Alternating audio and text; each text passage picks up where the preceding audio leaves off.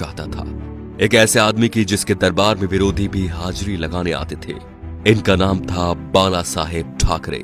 चांदी के सिंहासन पर बैठने के शौकीन बाल ठाकरे खुलेआम धमकी देते थे। ये बात है सन 1990 के आसपास की। कश्मीर में इस्लामी आतंकवाद चरम पर था। कश्मीरी पंडितों को भगाया जा रहा था। अमरनाथ यात्रा चल रही थी। आतंकवादियों ने यात्रा बंद करने की धमकी दे दी और कहा जो भी अमरनाथ यात्रा आएगा वो वापस नहीं जाएगा। तब बाल ठाकरे ने एक बयान दिया कि हज के लिए जाने वाली 99% फ्लाइट्स मुंबई एयरपोर्ट से जाती है। देखते हैं यहां से कोई यात्रा मक्का मदीना कैसी जाती है। अगले दिन ही अमरनाथ यात्रा शुरू हो गई। सन 1992 में बाबरी मस्जिद ढहा दी गई तो बाल ठाकरे आपकी अदालत शो में आए हुए थे।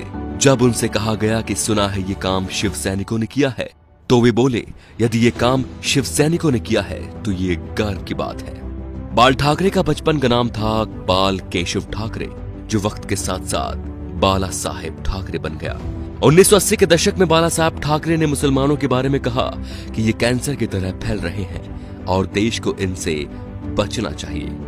1950 के आसपास टाइम्स ऑफ इंडिया के संडे एडिशन में इन्हीं के कार्टून छपते थे। इन्होंने 1960 में ये नौकरी छोड़ दी थी। बाल ठाकरे को हिंदू हृदय सम्राट कहा जाता था। उनका मोदी की तरह बिना देखे भाषण देना लोगों के मन को भा गया। उन्हें सुनने के लिए लाखों की भीड़ एकजुट हो गई थी। बाल ठाकरे जब किसी का विरोध करते थे तो दुश्मनों की तरह, और जब तारीफ करते थे तो ऐसे कि जैसे उनसे बड़ा कोई मित्र नहीं। 19 जून 1966 को बाल ठाकरे ने शिवाजी पार्क में नारियल फोड़कर अपने दोस्तों के साथ पार्टी बनाई, शिवसेना, जो आज भी चल रही है। बाल ठाकरे की एक खास बात थी कि वो कभी किसी से मिलने नहीं गए। बड़े बड़े बॉलीवुड एक्टर बियर पीने और उनसे मिलने उनके घर आते थे, जैसे नरेंद्र मोदी, माइकल जैक्सन। बाल ठाकरे के कुछ स्पेशल शौक थे, सिगार, व्हाइट वाइन एक्सेट्रा। ज्यादातर लोग फोटो या इंटरव्यू में उनके हाथ में पाइप या सिगार होती थी। 1999 में बाल ठाकरे पर 6 साल तक वोट डालने और चुनाव लड़ने पर बैन लगा था, लेकिन बाल ठाकरे ने अपने जीवन में कभी चुनाव नहीं लड़ा।